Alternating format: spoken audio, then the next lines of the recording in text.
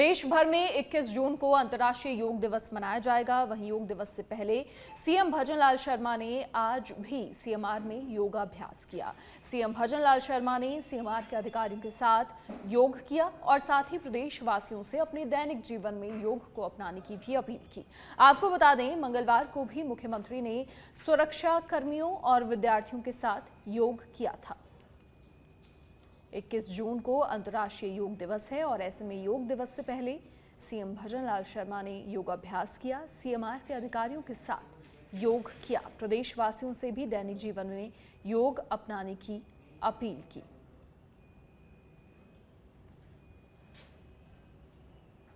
और इसी के साथ एक और बड़ी खबर का रुख करेंगे। प्रदेश में कोरोना के एक दिन में सर्वाधिक मरीज सामने आए हैं। मंगलवार को एक दिन में 56 नए मरीज मिले हैं।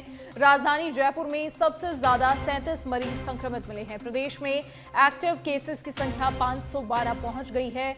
अब तक 2 संक्रमित मरीजों की जान भी जा चुकी है। राजधानी जयपुर में सबसे ज्यादा 37 मरीज संक्रमित मिले हैं। प्रदेश में एक्टिव केसेस की संख्या इसी के साथ 512 पहुंच गई है। लगातार कोरोना अपने पैर पसार रहा है और अब तक 2 संक्रमित मरीजों की जान भी जा चुकी है। बड़ी खबर, बड़ी जानकारी, कोरोना के मामले लगातार बढ़ते जा रहे हैं और एक दिन में प्रदेश में कोरोना के सबसे अधिक मामले सामने आए हैं। प्रदेश भर से मंगलवार को एक दिन में 56 नए मरीज कोरोना के मिले हैं और इसी के साथ एक्टिव केसेस की संख्या 512 हो गई है। राजधानी जयपुर में सबसे ज्यादा संक्रमित मरीज मिले हैं। 37 संख्या है राजधानी जयपुर से कोरोना संक्रमित मरीजों की और इसी के साथ प्रदेश में एक्टिव केसेस की संख्या 512 पहुंच गई है। भारतीय जनता पार्टी ने मंगलवार को झुंझुनू सहित 3 जिलों में नए जिला अध्यक्षों की घोषणा कर दी है। झुंझुनू में ये जिम्मेदारी अब जिले की जिला प्रमुख हर्षिनी कुलहरी को सौंपी गई है। नियुक्ति होने के बाद राजनीतिक गलियारों में चर्चा का विषय बनी हुई है। दरअसल हर्षिनी का नाम पहले कतार में नहीं माना जा रहा था। कई वरिष्ठ नेताओं के नामों की चर्चा के बीच अचानक उनके नाम की घोषणा पार्टी में नए सियासी समीकरणों की ओर इशारा करती है।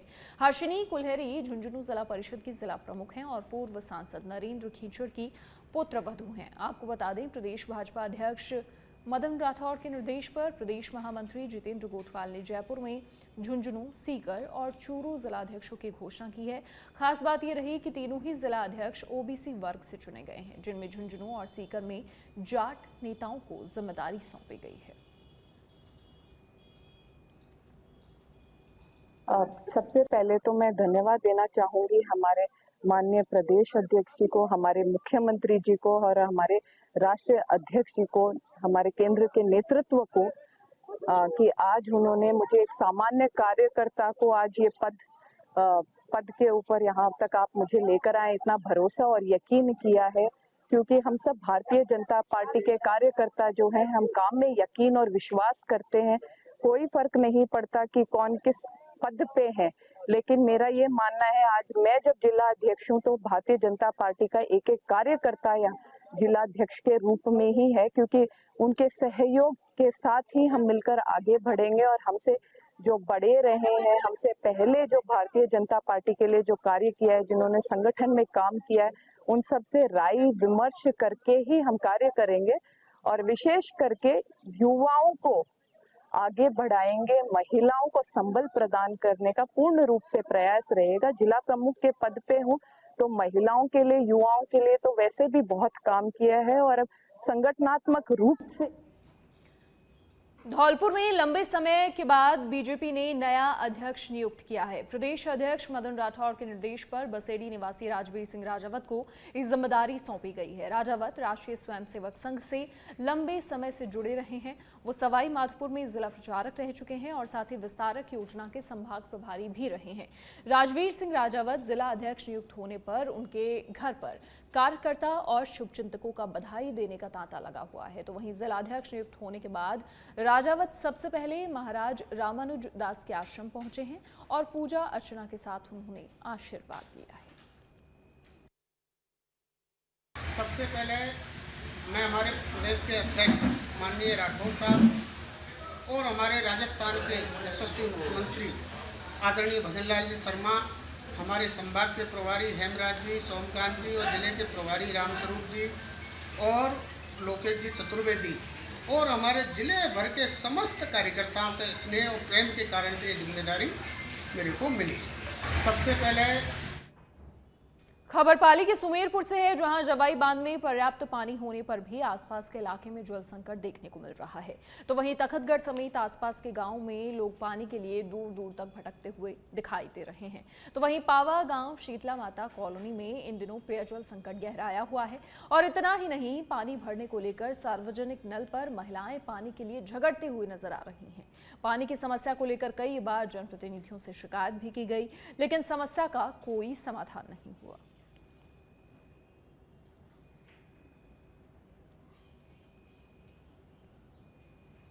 बीकानेर के छतरगढ़ में युवक की जहरीली स्प्रे पीने से मौत का मामला सामने आया है, जिसमें आत्महत्या के लिए मजबूर करने का आरोप लगाया गया है। आपको बता दें, इस मामले में मरने से पहले युवक के जरिए वीडियो बनाकर 3 लोगों पर आत्महत्या के लिए मजबूर करने का आरोप लगाया गया है, जिसके बाद वीडियो में बताए नाम के आधार पर मृतक के भाई ने छतरगढ़ थाने में मामला दर्ज करवाया है।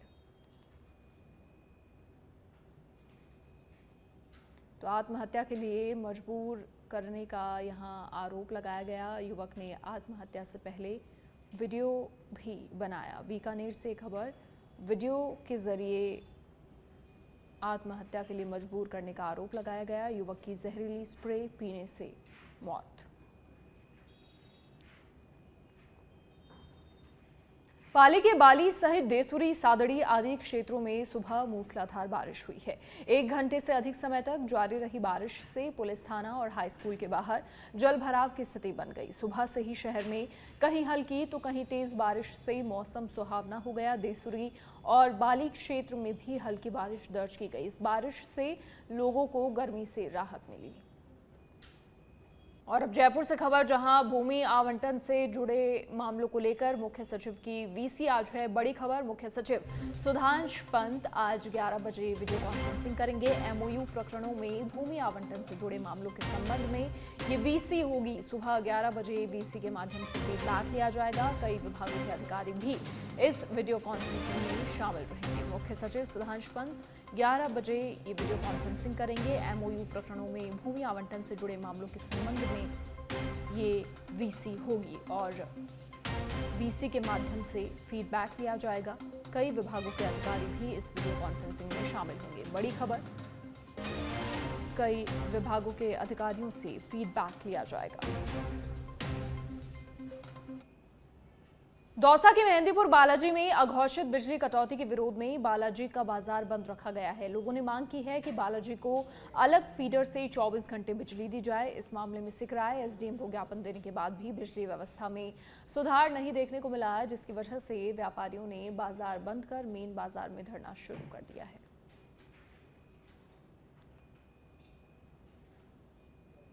क्या है कि हम विगत 6 माह से लाइट की व्यवस्था से त्रस्त हैं। हमें लाइट नहीं मिल रही है, 3-3 घंटे लाइट मिल रही है। अगर हमें लाइट 2 दिन के अंदर नहीं मिली तो हमने अनिश्चितकालीन धरना प्रदर्शन के लिए एसडीओ साहब को बोल के आए थे, जिस पर एसडीओ साहब ने हमारी बात पर कोई गौर नहीं किया। आज हम इस समस्या को लेकर के यहाँ बैठे हैं। अब हमारी समस्या ये है कि हम सुबह से यहाँ बैठे हैं, अब तक प्रशासनिक अमले का कोई भी व्यक्ति आकर के हमारे धरना स्थल पर नहीं आया। हम चाहते हैं कि सरकार का या तो कोई मंत्री आए या एमएलए साहब आए या उच्च स्तर का अधिकारी ऐसी आए और कलेक्टर साहब आए, हमें आकर के और यहाँ आश्वस्त करें। अगर वो आश्वस्त करते हैं और हमें लाइट देते हैं तो हम धरना समाप्त करेंगे, अन्यथा ये अनिश्चितकालीन। पर जहां यहाँ के जो व्यापारियों ने आंदोलन किया, नगर बंद किया, बहुत अच्छी बात है। ये पहले ही करना था। यहाँ बहुत अव्यवस्था है, गंदीवाड़ा है, लाइट भी नहीं आ रही है। व्यापारी भक्तजनों को नाली के पानी में होके मंदिर में दर्शन करने जाना पड़ रहा है। यहाँ के प्रशासन को और यहाँ की जो लोकल पंचायत को यहाँ सुविधा बढ़ाना चाहिए और आगे नहीं सुनते।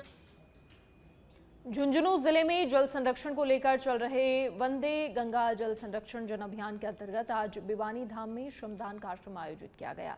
इस अवसर पर नगर परिषद के कार्मिकों और भारतीय जनता पार्टी के कार्यकर्ताओं ने मिलकर श्रमदान किया और जल स्रोतों की सफाई कर जनमानस को जल संरक्षण का संदेश दिया। कार्यक्रम में जल संरक्षण अभियान के जिला संयोजक विशंभर पूनिया ने कहा कि सिर्फ एक कार्यक्रम नहीं है बल्कि एक जन आंदोलन बन चुका है। वंदे गंगा जल संरक्षण अभियान के तहत आज का कार्यक्रम जो है वो जोड़ में रखा गया है, शमशान भूमि में भी रखा गया है।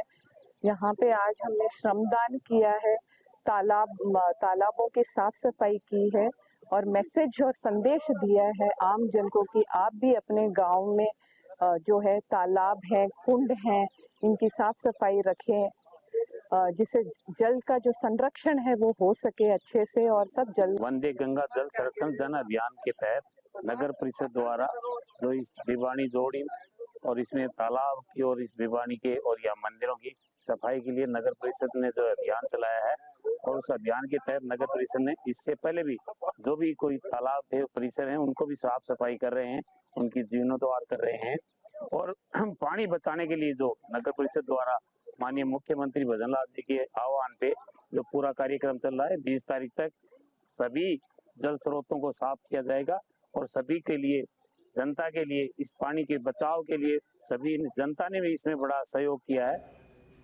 जयपुर के चाकसू कस्बे के वार्ड नंबर 30 से चब्बेश्वर कॉलोनी में दिन दहाड़े हुई चोरी की पूरी घटना का सीसीटीवी फुटेज सामने आया है, जिसमें चोर की तस्वीरें कैमरे में कैद हो गई हैं। स्थानीय पार्षद दिनेश शर्मा ने बताया कि आए दिन इस क्षेत्र में चोरी की घटनाएं घटित होती रही हैं। साथ ही उन्होंने बताया कि मंगलवार दोपहर को 2 युवक इलाके के घर में घुसे और चोरी की घटना को अंजाम दिया। आरोपी मकान से पानी की मोटर चोरी कर ले गए और पास एक खाली स्थान पर छिपा दिया। तभी लोगों ने दोनों युवकों को रंगे हाथों पकड़ लिया। पूछताछ करने पर दोनों युवक संतोषप्रद जवाब नहीं दे पाए और इस दौरान लोगों ने उनकी पिटाई कर दी। इधर घटना की जानकारी मिलते ही स्थानीय थाने की पुलिस मौके पर पहुंची और दोनों आरोपियों को गिरफ्तार किया।